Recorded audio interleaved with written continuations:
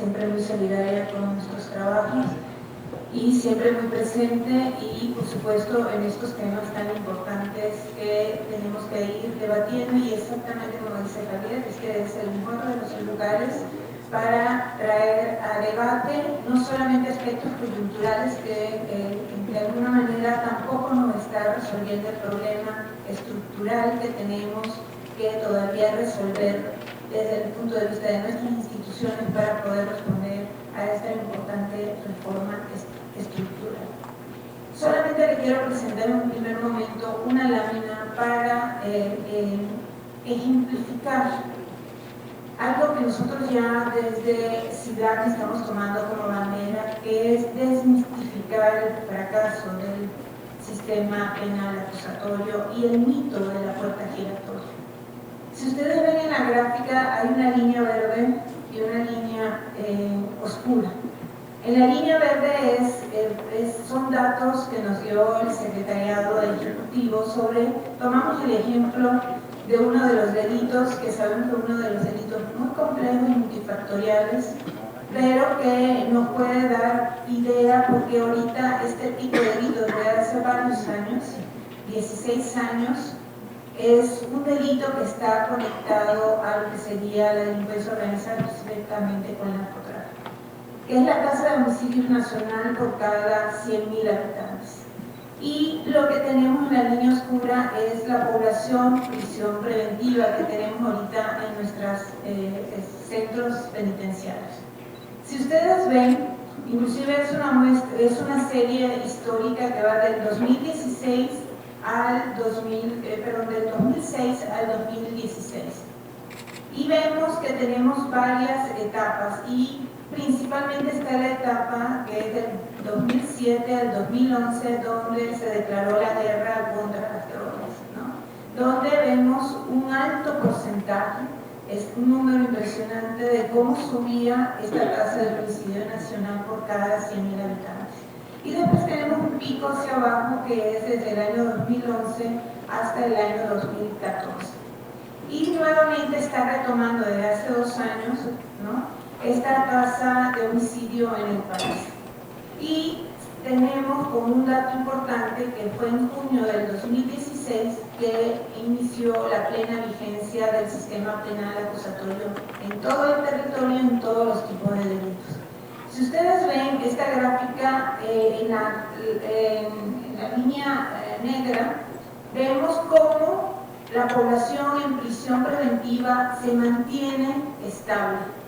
Se mantiene básicamente tenemos 4 de cada 10 personas en prisión preventiva no ha aumentado, es decir, no ha bajado la prisión preventiva, la mantenemos en un 40%, ¿no? Es un dato que nos permite ver cómo 10 internos, 4 de ellos no han recibido sentencia. Esto se ha mantenido en el tiempo, no ha variado, inclusive con el inicio de la operación del sistema penal acusatorio.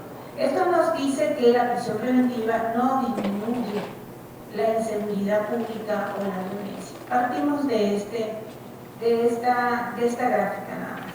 Con ello, nosotros planteamos lo siguiente. Algunos gobernadores han señalado que el aumento de la inseguridad registrada en los últimos meses se debe a la implementación del sistema penal acusatorio, que deja salir libre a los criminales.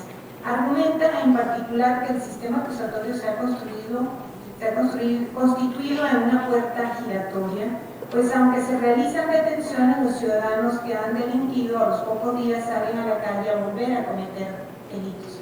Eso es esencialmente lo que están señalando los gobernadores en los últimos meses.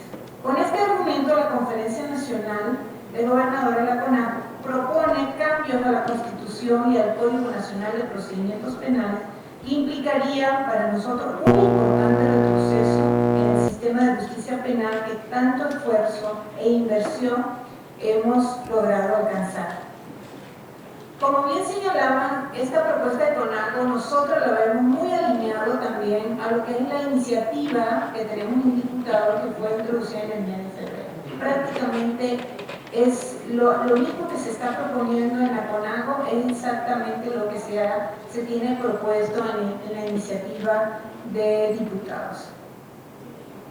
Son varias las modificaciones que se proponen a la Constitución y al Código, pero las principales y a las que debemos poner especial preocupación son tres, pues atentan contra principios fundamentales del sistema penal acusatorio democrático, y estas son: uno, se busca ampliar los supuestos de prisión preventiva oficiosa, ya nos lo ha explicado muy ampliamente Javier, que cuando se impone de manera automática que exista una valoración por parte, en vez de que exista una valoración por parte de un juez. Con esta medida se está buscando generar la sanción de que están combatiendo, la sensación de que están combatiendo la inseguridad, pues da la posibilidad de tener más personas en prisión aunque su proceso no haya concluido. Pero ¿cuál es la problemática de esta propuesta? En primer lugar, es importante tener claro que la prisión preventiva no significa un éxito del sistema penal, pues no se está resolviendo el caso. Esto es muy importante. Se trata de una medida que debe utilizarse únicamente cuando otras medidas no sean suficientes para garantizar la protección, por ejemplo, de las víctimas, de los testigos o de la comunidad, o cómo evitar que el imputado se sustraiga de la justicia. Por lo tanto, de acuerdo con los estándares y convenciones internacionales, el uso de la prisión preventiva debe ser excepcional y debe determinarse caso por caso con base en estos criterios. De hecho, es importante recordar que para los delitos que no prevén prisión preventiva oficiosa, los jueces pueden, a solicitud de los ministerios públicos, imponer la prisión preventiva en caso de identificar uno de estos riesgos que hemos señalado. Este papel de ponderación de los jueces a partir de las evidencias presentadas en la base de cualquier sistema de justicia democrática. Si los jueces no aplican esta medida es porque no consideran que los imputados presentan estos riesgos o porque los ministerios públicos no tienen los elementos de las capacidades para demostrar lo contrario.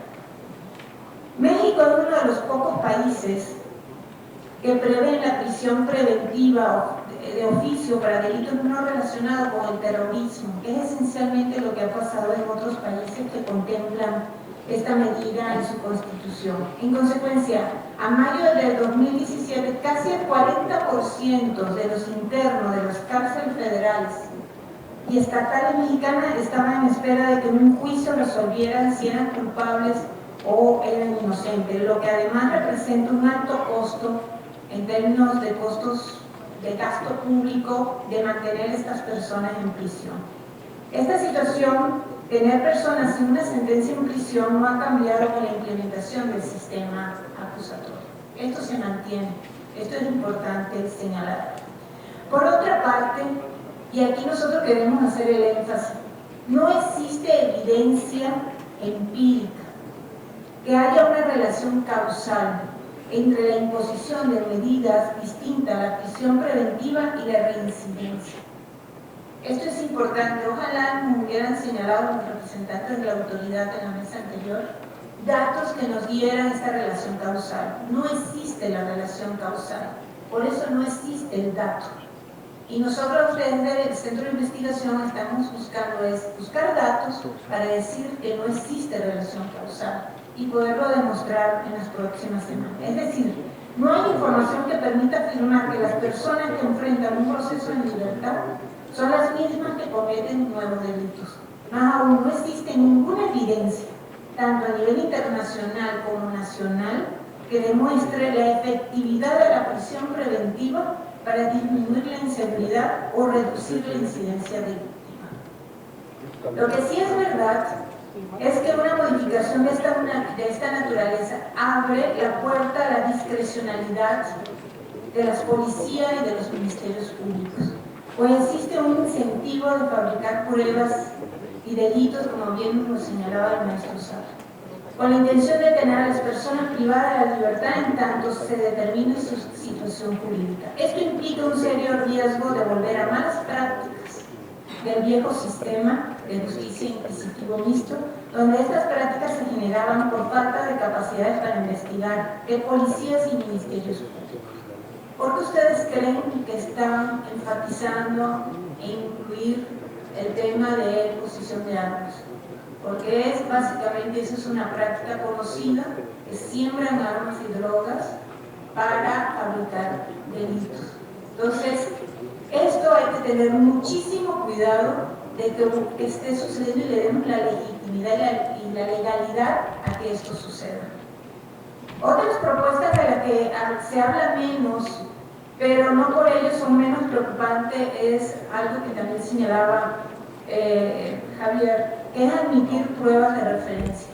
Nosotros consideramos que la CONAGO también propone en este sentido reformar el artículo 132 del Código Nacional de Procedimientos Penales para permitir que la información que escuche o conozca de manera indirecta el policía puede ser aportada al juez.